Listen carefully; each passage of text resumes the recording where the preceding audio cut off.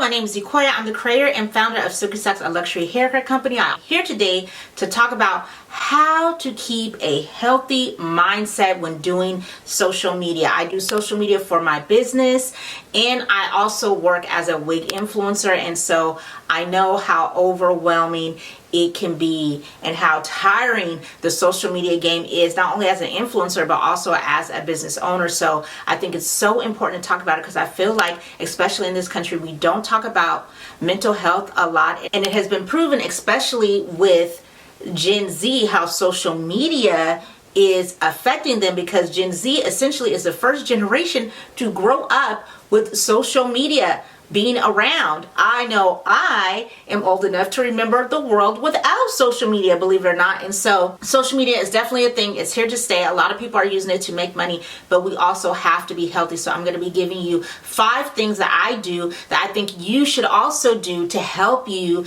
just keep perspective, keep your mind, your body, your space, your spirit in a good place while you're doing this thing called social media. So the first thing I had to do was learn how to separate who I am from what I do. Here, especially in the US, we really identify ourselves not only by our jobs, but essentially what we do. It's a huge part of our identity. Even when you're a child, people will ask you, what are you going to be when you grow up? And so it's really hard to separate what you do from who you are, but it is essential no matter what you're doing, but especially when it comes to social media. Being an influencer or a YouTuber or whatever platform that you're popular on, it is just a part of what you do. It isn't all of who you are, right? You're many things outside of what you're doing online right now. So, for example,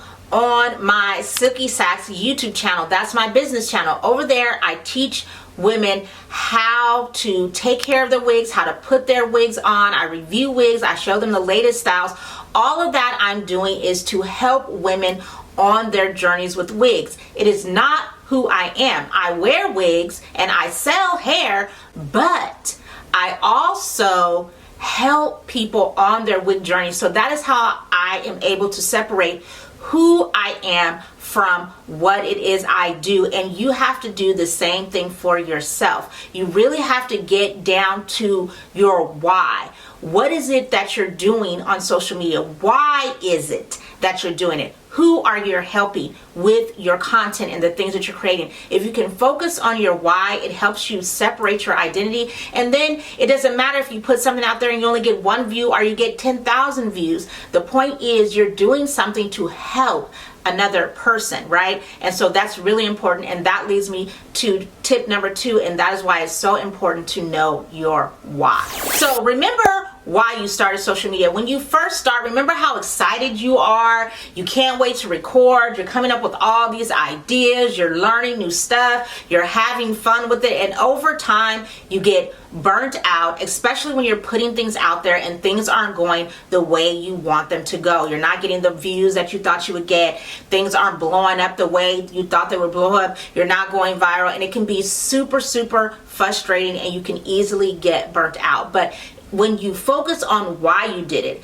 and who you're helping, that is what will keep you going even when no one is applauding. So my why is I started social media because I really want to inspire women of color to know that they can be a business owner, that they too can create products and things and sell them and do well. And so whenever I'm frustrated and I'm down, I always try to remember the importance of representation, especially in my community, and that's what keeps me going. So if you haven't taken the time to sit back and think about why you're doing social media, what is your purpose, even if it's just because you want to be famous or rich, I mean, those are great things, but if you think about something that is less self-serving, and if your why is more based in helping other people, that can really help you keep focused and keep going. It also helps you mentally because you're remembering that you're helping people as opposed to just trying to grow in that rat race of trying to build numbers. So stop focusing on what is stressing you out. Focus on your why. And if you haven't did the work to figure out why you're doing social media, then I encourage you right now today, as soon as this video is over, figure out what you're doing social media for. Figure out that why. Now, the next thing that you should do to really help you with your mental health while doing social media is you really want to build not just online but offline support. Both of them are really important. So let's get into it. So online support is finding other people who are creators, who are influencers, or maybe doing their business or whatever genre or whatever it is that you do here on social media. Finding someone else that does it too, and it doesn't matter if they're big at it and professional or if they're smaller and just beginning. Finding someone to go through the journey with you can be so helpful, because doing social media essentially is a business, and entrepreneurship can be extremely lonely and tiring. So it's nice to have someone else that you can talk about with, to run ideas with, just to encourage you, to support each other, to collaborate, to watch each other's videos, even maybe work together. So it's really nice to do that. I know in my family, I am the only person that does online content for a job and not just for creation and for fun. So it has really helped me to have a community of friends who I can talk to about what I'm going through, and they really understand what it is I'm going through, and we can help each other and collaborate and just talk about the frustrations and things that someone who is not in this field of entertainment or business would understand. So it's nice to have somebody who understands. And then it's also important to have people offline and who don't do social media, what I would call normal 9-to-5 people. They are also really helpful because they help you to keep it in perspective. Sometimes we live so much online, and we put so much online, we put so much effort and so much into the things that we're creating, and when it's not turning the results that we want them to have, it can be really, really frustrating, and sometimes it can take years to see results, especially if you're here on YouTube. So having someone offline to talk to just about life and things outside of social media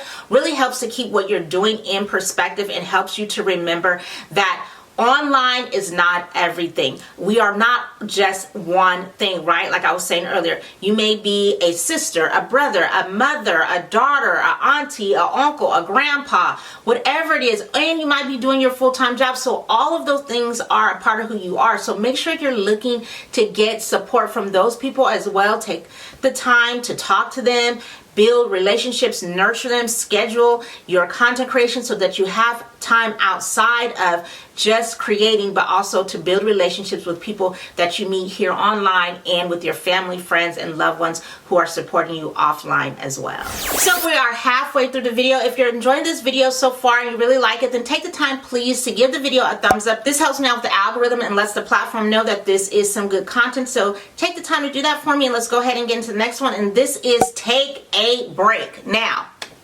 look, I know what you're thinking, Equia. We cannot take breaks as influencers. We will lose the momentum we have. What if people don't come back? Somebody else is going to be on the latest TikTok. The algorithm is changing, blah, blah, blah, blah, blah.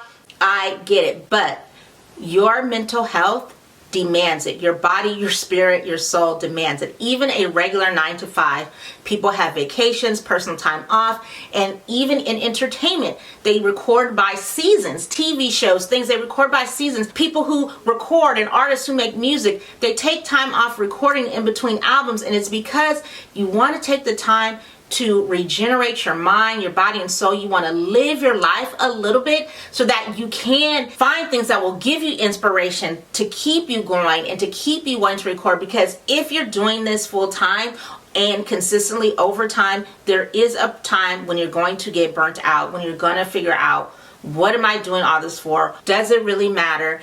And you need the time to take and get you some perspective, and a little time off never hurts anyone. If you just absolutely cannot take time off, what you can do is batch record a bunch of videos. Say you're going to take off 2 weeks, then batch record 2 weeks worth of material, go into either this platform or into another program that will distribute it for you, enter it in, and then it'll automatically put the programming, the videos, or whatever content you made out. So that way, even though you're physically not present and online, your audience and your followers and your subscribers are still seeing the content, and you can just take the time to really relax and rejuvenate. It makes a huge difference when you take a break. And I'm sure you've heard creators say it. I'm sure you have seen your favorite creators take a break, and there's a reason for that. You're not going to miss out on anything.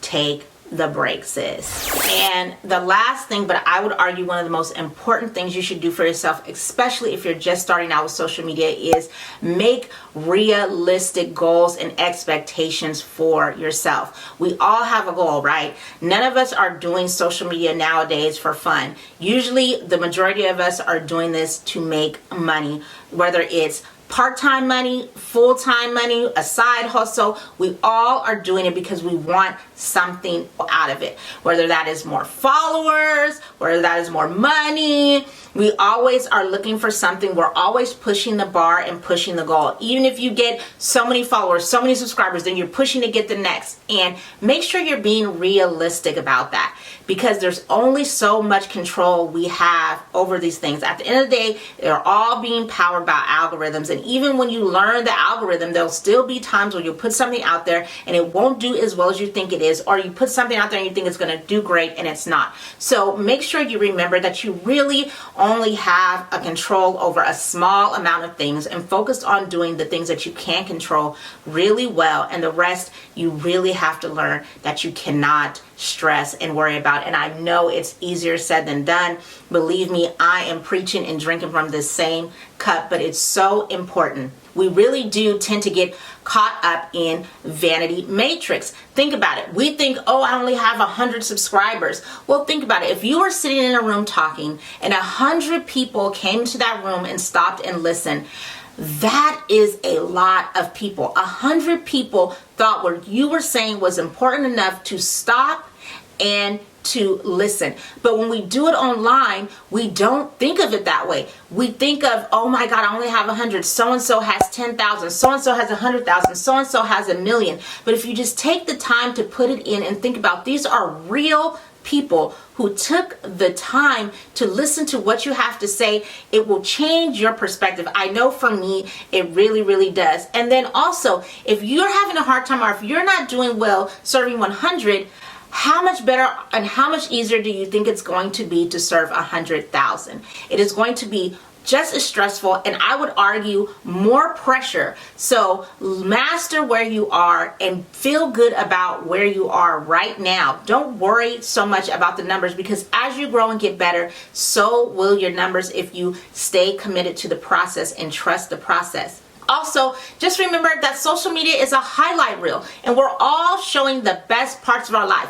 Nobody's showing when they're getting divorced. Most people aren't showing when their dog is sick. Nobody's showing all the debt they may be going into buying equipment and learning things. Nobody's really talking about that consistently all the time. So remember, it's just a highlight reel. And if there's someone or something that's making you feel really insecure or really jealous, then unfollow them or stop looking at their stuff. I know I have had to do that myself, and it really does help. So just being realistic. Remember that the numbers that you do have are a lot. You put a lot of work to get there. So be proud of where you are in your journey. And remember, there is always somebody else who's just starting who wishes they were where you are. So those are my tips. So social media is really, really tough, but if you keep going, it can be extremely rewarding. And if you are overwhelmed and you're not sure which platforms you should be on, which platforms you should be doing, and which ones are best, especially if you have a beauty business, then go ahead and check out this video. It will give you tips on how to do that, exactly